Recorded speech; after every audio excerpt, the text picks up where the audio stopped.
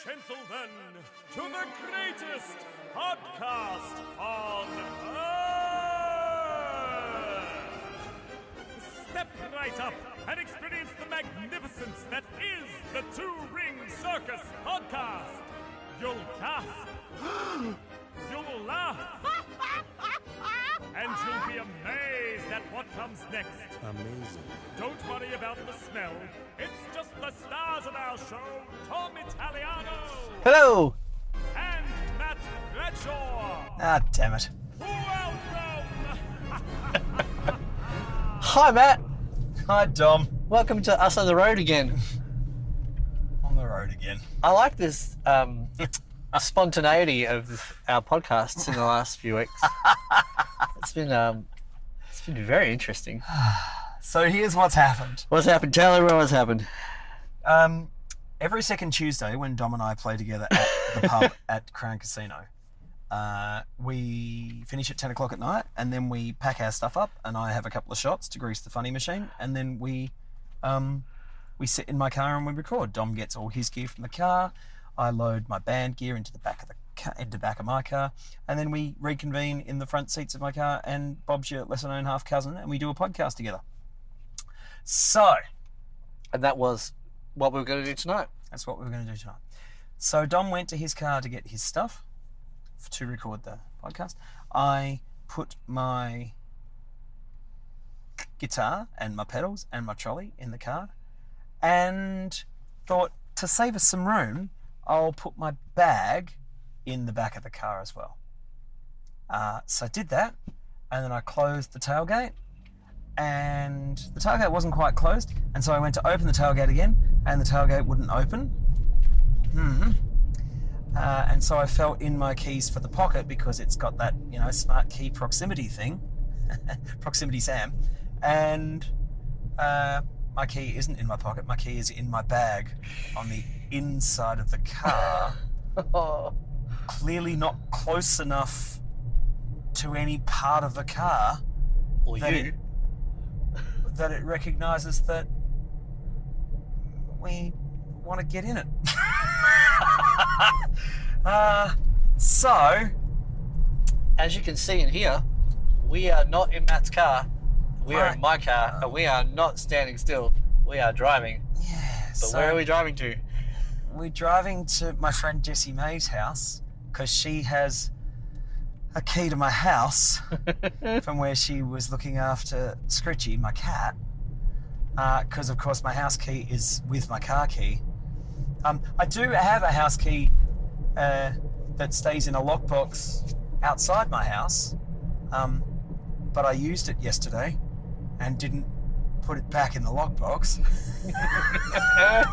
So in order for Dom and I to drive to my house to get the spare key to my car, we need to drive to Jessie May's house on the way to get the spare key to my house so we can get into my house to get the car key so we can... Is there anything else you need on the way? Is there a late night supermarket you need? I'm Some rice so for? glad that it's 11:15 and not 2:45, which is what it would be tomorrow night, Yeah. which would be Well, don't do it tomorrow night. fucking hell on earth. I am flabbergasted this has happened. I feel like it's such an obvious fucking safeguard in a brand new car that this couldn't possibly happen. So funny. For fuck. It's like all of the modern technologies that have been put in place for you never to be able to lock your keys in your car, because it was a real problem for ever and a day. Yeah, like if you shut your keys in the boot of your car, you're fucked. Like like in the old In the old days, days, before yeah. cars had remote boot releases as well. Yeah. That's like take the back seats out. Yeah. I know that because my parents had to do that Yeah. with their car.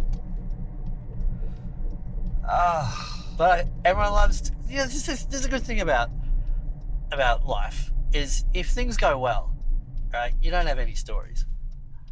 You don't Yeah, really have a story. absolutely. But if things don't go to plan, you got a story. I love it. So Dom said, "You remember the RSCV?" "Yeah, I am." "Well, ring them." I said, "Well, what were they doing?" He said, "They might, they'll have the electronic doodad." Well, they've got one. I can tell you. I know. They just didn't tell you over the phone. Well, I bet you any money. If we'd waited around for the dude to show up, In 90 minutes? he would have broken into your car. Yeah. Yeah. Broken in.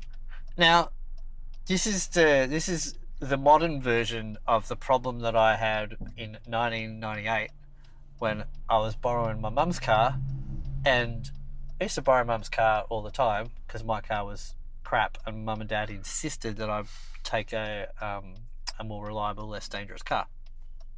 So I had the Holden Marina, and I thought, I'll borrow mum's car, I'll do the right thing, I'll put petrol in it at 1 o'clock in the morning, put my key into the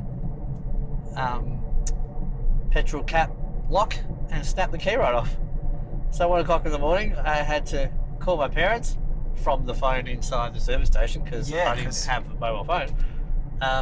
And my dad had to come into Geelong, so like an hour's round trip.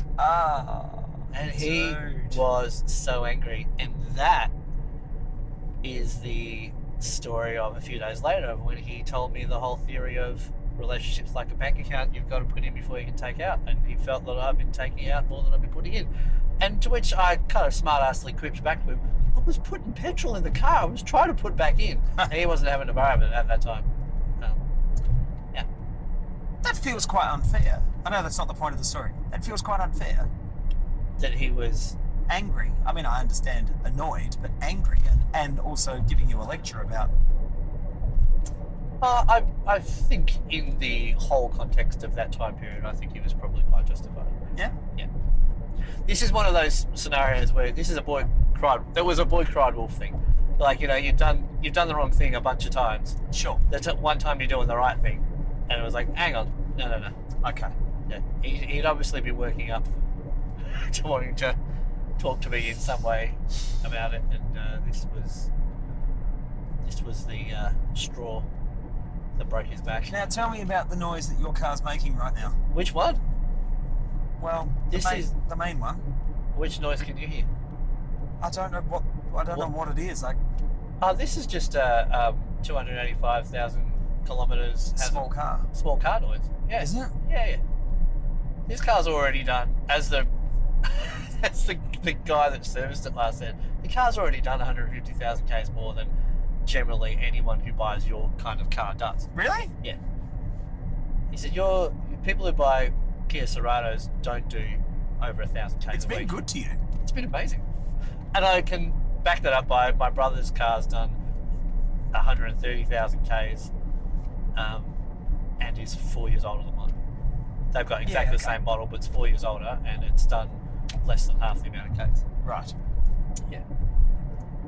It hasn't had new shockers or anything like that. It's like stock from 5 years ago when I bought it. So other than getting serviced, it's had nothing replaced. And it clearly isn't worn out. Yeah, that's bad, unhappy noises from the front end. Oh, yeah, it's clickety CV bumpy. joints? I don't even know what that means. Wheel bearings? Like it's that sort of thing? Yeah, it's constant speedy noise. It's worn out. Yeah. It's got shit that needs. Okay. Yeah.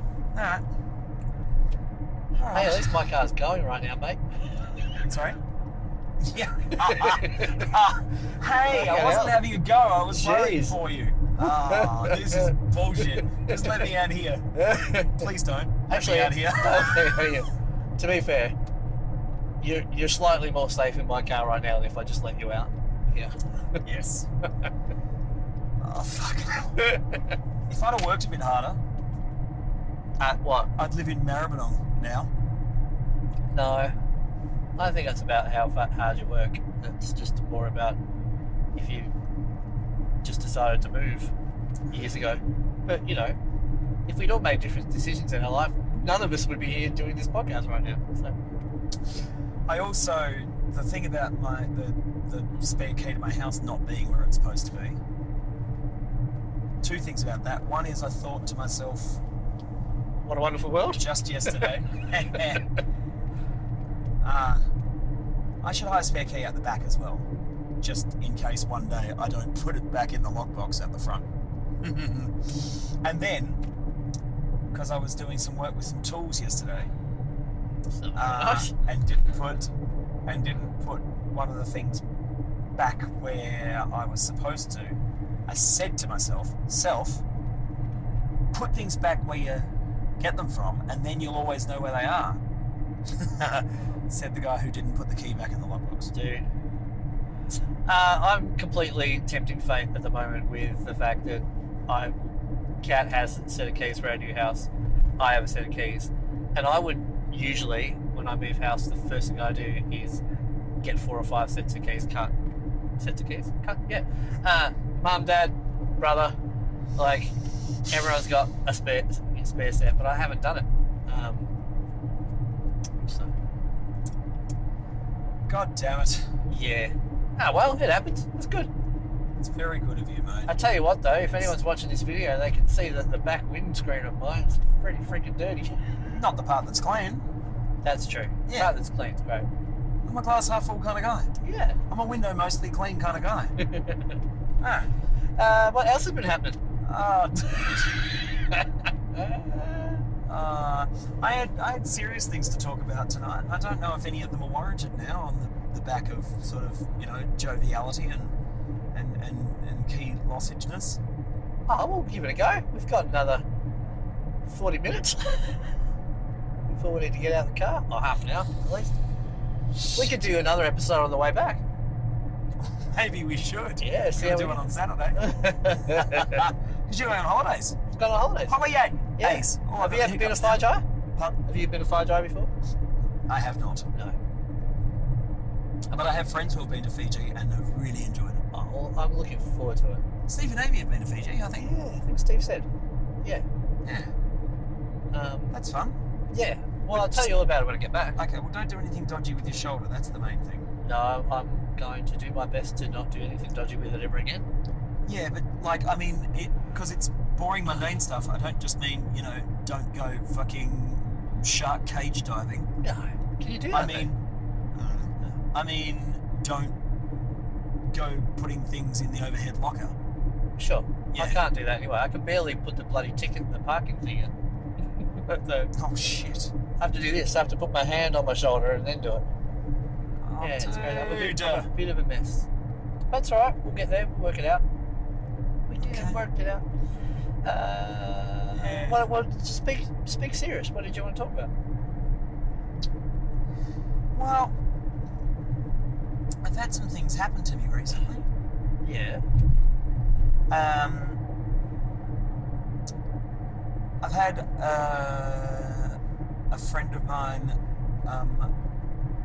block me on social media platforms and block my number.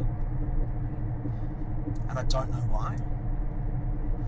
There was no unpleasant altercation. Could it be something you didn't do? Possibly, and that's fine. We're sort of not here to dissect the whys and wherefores of why it's happened so much as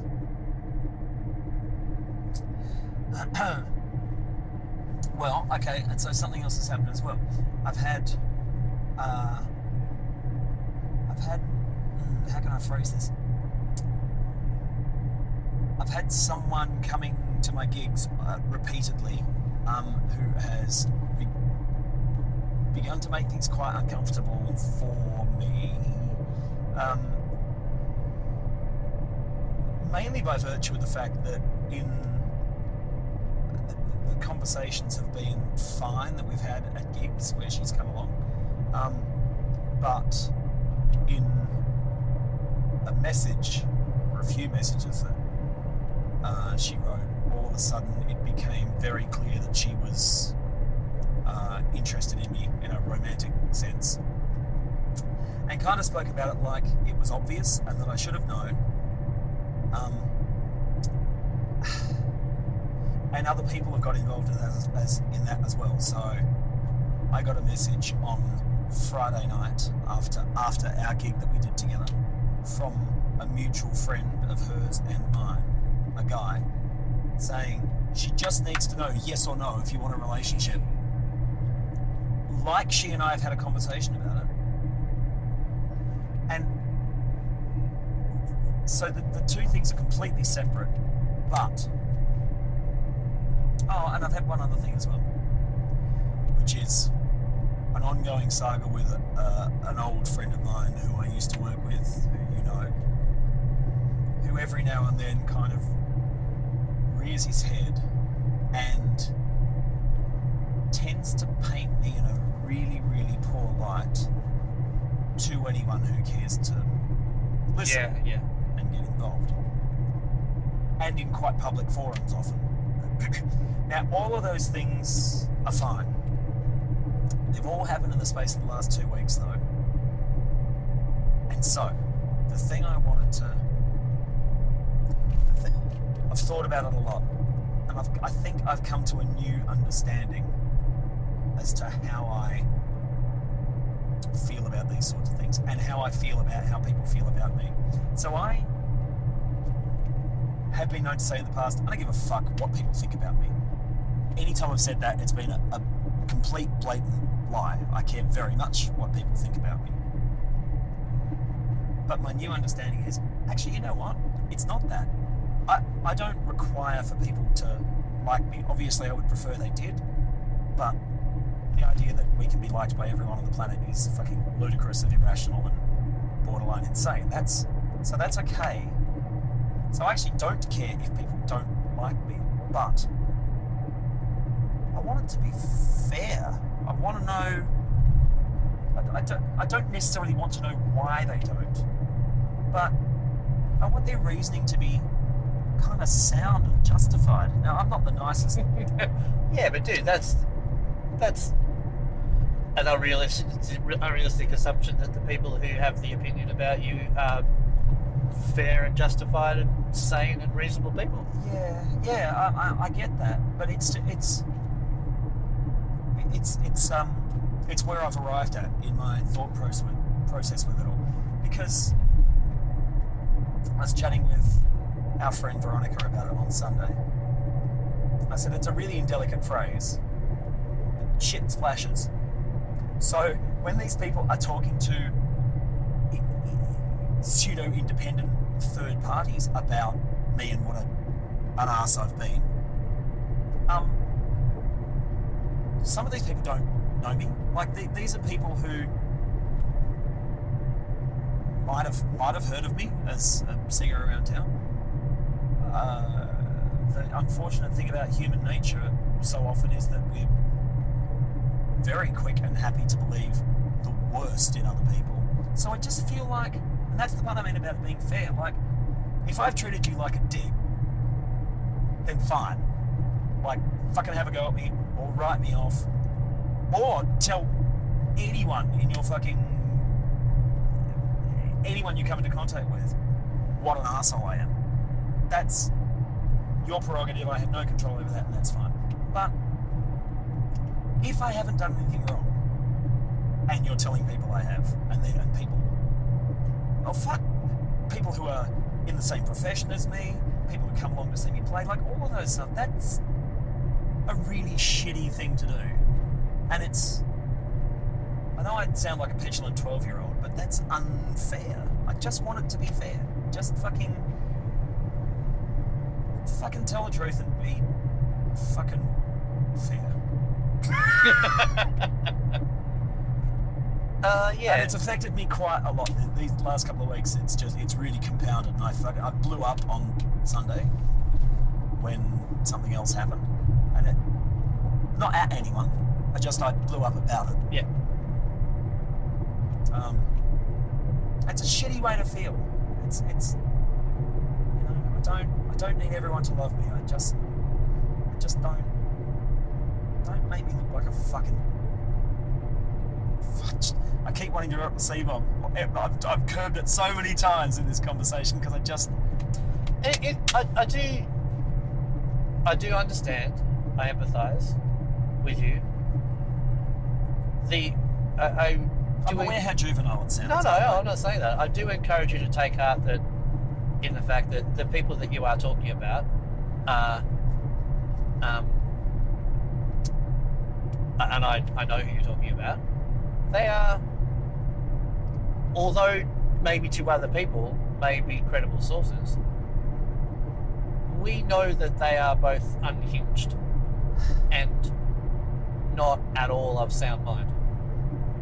And so when I say take heart, it's not like it's justified from someone who you have legitimately crossed who is of sound mind. And incidentally, if they were, people who are sound mind don't behave like that. They don't go around talking like that. They don't do that thing. And to be to look on for the other side, people who are listening understand that. Who are of sound mind. That this is not the behaviour of someone who is probably worth listening to. Yeah, but I guess the other... it's like there's the bit of sand that makes the pearl inside the oyster. It's like people hear those stories about other people. They can't help but think there's a grain of truth to it. That may be true, but it's not something you can do anything about. No, it's not. I'm not trying to brush aside. Oh no, dude, you're being totally fine, and I'm not, not taking umbrage at anything you're saying. I think it's. I find it interesting that I have given it a lot of thought, and I've been on the planet a long time, and I do genuinely think I am currently the best version of myself that there has been. I think I'm a better person now than I was 20 years ago.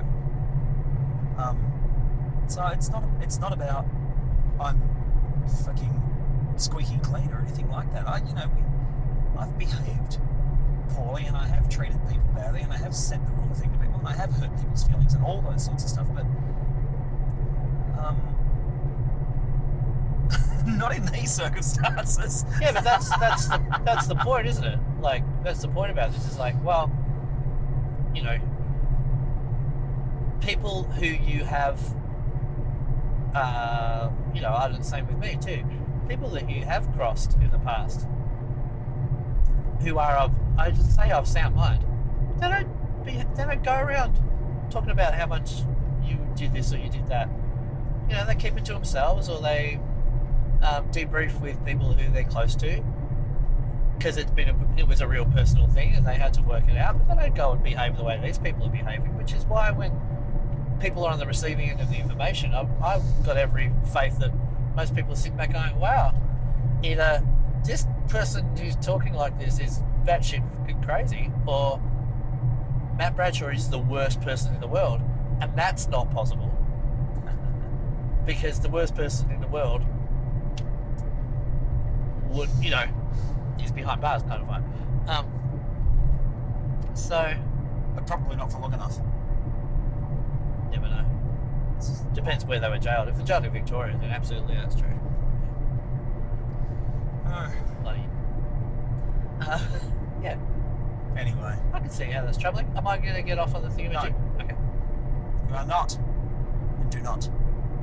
Okay. Yes, I'm directing you. Excellent. Although Action. I realised I don't have the address, so I am actually just going to direct you. Oh, good. Yeah. Old school. Old school. Melways. Oh wow. That's old school. Yeah, you can still buy Melways. You can you? Yeah. Yeah. What's it called in Hobart? Is it called the Hobways? It's called the Hobways. Ah, really? No, I don't know what it's called. Well, when I was in high school, I was in a band and we wrote a song called The New Hobways, assuming that because it was the new Sidways and the new Melways that it would be called the Hobways. It's not called Sidways, is it? I think it is. Really? Yeah. It's really awkward. I don't think there is a Hobways. Okay. And I don't think there's an Adelways either. No. I can't believe it's not the Addy Addy. It's ridiculous.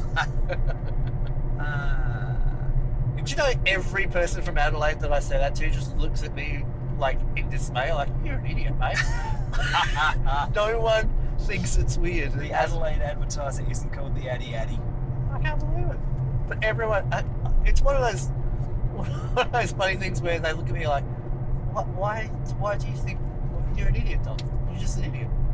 Surely And not. I agree with them about come that on. particular thing. All right, let me consult my notes. About what you wanted to talk about? Yeah. Oh, cool. All right. This is great. In fact, what it says here is I need to win. I need to defeat everyone. I need to defend myself. I hate being wrong, and moreover, I hate being told that I'm wrong. Oh, well, that's just fall in line with the fact that you, like 10% of the rest of Australia, is left. That's very left.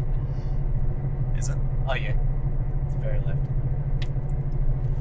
This is interesting because again, we've spoken recently on the podcast about my natural tendency being towards being defensive. This all plays into it. It's all, and that's been a hallmark of my social interactions my entire life. And I think I am better now than I have been. But that's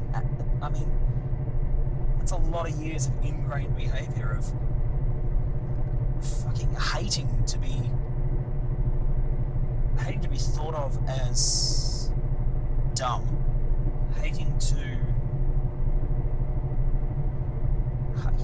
be wrong, and really hating it being pointed out, and finding excuses when I am wrong to prove that I'm not. It's very uncharismatic and really unattractive. Yeah, so I recognise it as a poor personality trait.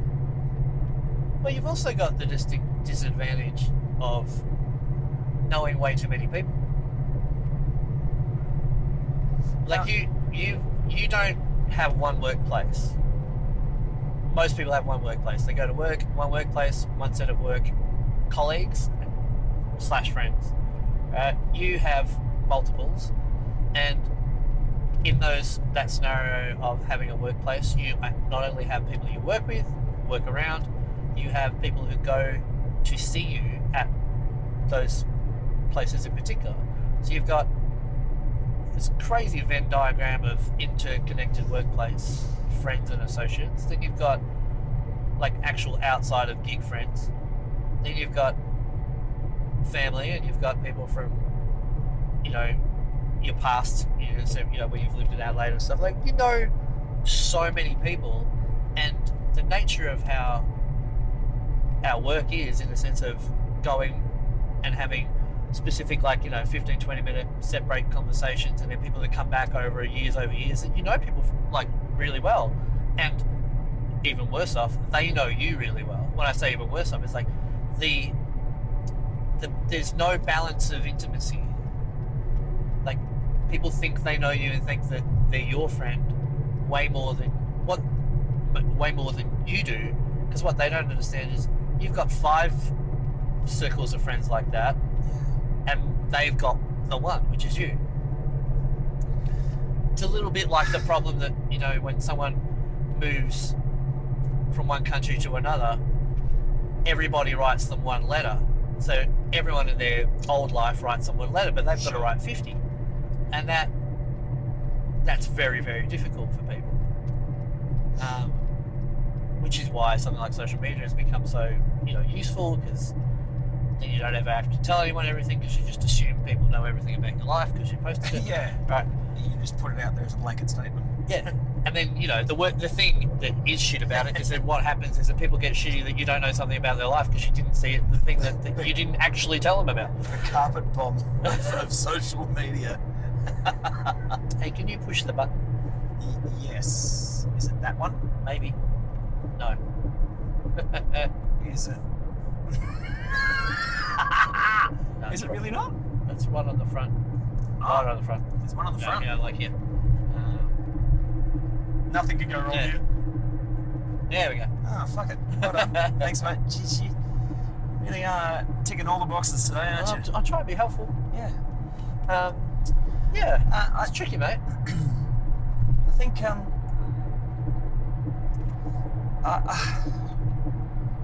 so I've been known to say in the past, and it is incredibly self-serving and weak. Is that it doesn't seem to matter. I don't necessarily feel like this anymore, but in the past I have said it doesn't seem to matter how many good things it's the I fuck one goat gag. It doesn't seem to matter how many good things you do, that people actually only remember the one fucking bad thing you did. And that's a horribly pessimistic, really, again, But what's that in relation to? That's in relation to in the context of this conversation, maybe making someone feel valued insofar as spending time having a conversation with them. But on numerous occasions. Gone. In what context? What? So just I've like, yeah, go. Like someone from a gig. Right. Comes along all the time. Take some time to have a chat with them, make them feel valued, special. And then the time this is an isolated example, but then the time you don't have the time to be able to do that with them, then you look like because you aren't being for them what they need of you. Oh yeah, well then you just gotta do what I do and just don't talk to people. Well, you know, I mean because they're not special. No, but they are. No, they're not. Who's special? Oh, dude. No, what I mean is, like, how can I'm not even trying to be facetious. Like, I'm not even trying to be. Doesn't mean I'm not being facetious. This thing about wanting to do that to make people feel nice and special. That the thing is like. Well, that takes nothing. It takes nothing out of me. No, of course not. But it does potentially, and clearly, every now and then. Every now and then. I know it's happened twice in 6 months. Yeah, but I mean, it creates a situation where someone takes that out of context, and yeah, that's because the people who take it out of context are fucking messy human beings. Yeah. Right. And most people get that you're doing the rounds and just having a chat, saying hi. I guess But that's the thing is like, all the other people get it in context. Yeah. So occasionally some fucking nut job doesn't.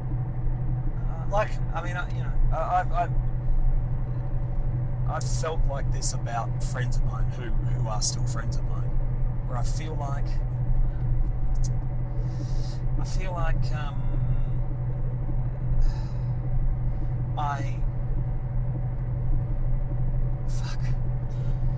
I'm troubled by the idea that someone would think that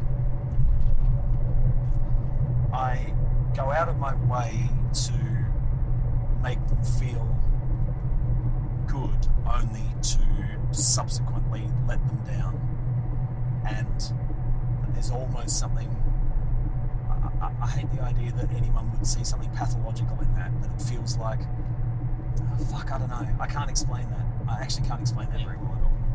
I mean, maybe it's the reality of it is if that person that you talk to is not someone that you ever spend any time with outside of the gig, then you're not really friends. They're just people who are there incidentally where you are incidentally, and you can be nice to them and they be nice to you, and that's just how good people are. Yeah. But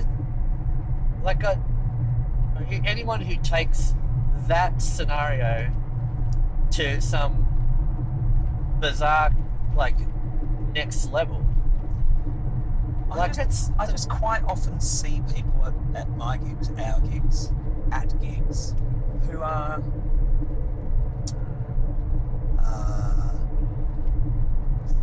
fringe dwellers, who don't have people who take any time to spend with them and talk with them, and that's not meant to sound martyrish. Like that, again, it's of no consequence to me that I take some time out to talk to these people, and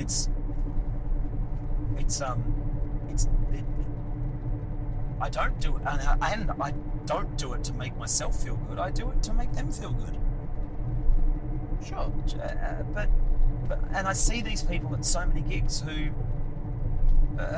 get pushed aside and made fun of, and I do go out of my way to kind of, you know, I mean, maybe for want of a better word, befriend these people, because what you're saying is right. They're gig friends, and that is different, of course, to the people I think of as being my friends. Yeah, and that's like, I've got plenty of people like that too that you'd see, and it's nice to see how they are, because you're interested because you see them regularly, and you wonder what do you do for a job?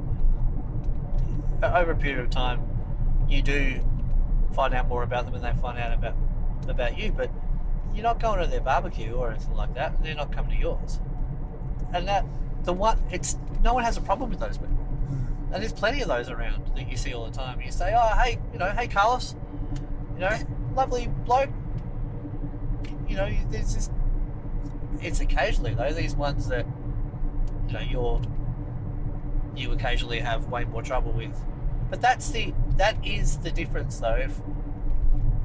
If you go out of your way, as opposed to what I would say I do, which is like a very casual chat or hey hi, but you do go out of your way, and you do go that little bit harder, so to speak. So you will, and I can say I've had experiences like you have in the past, which is why I'm way less likely to behave how you behave. Okay. Like I pull it back. It's like, fucking hell. You know where I work 7 nights a week. Now with social media too, you can find out everything about anyone. Yeah.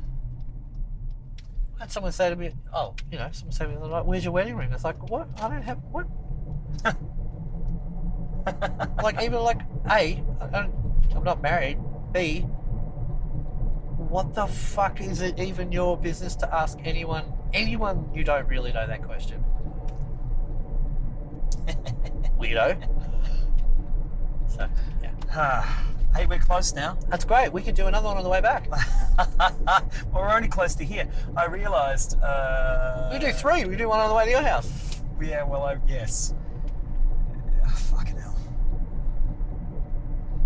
I mean, you've got to drive back past Crown anyway. I mean, otherwise it would just be, why don't you just drop me home? Actually, you can turn left here. Why don't you just drop me home and I'll fucking catch a cab in tomorrow, but...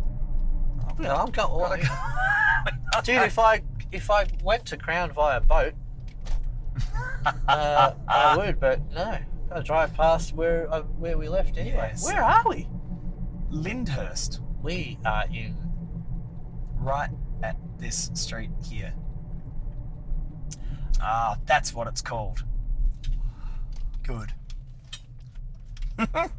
Oh shit. I just want to point out, everybody, like, yep. I've been driving around, and every time I've had to make a turn, I have used the indicator. Yeah, he's good like that. Yeah. Fair enough, it is night time, and there's lights all around me and stuff like that, and I haven't done a lot of mirror looking. No, you've been okay. Straight ahead, sorry. Cool.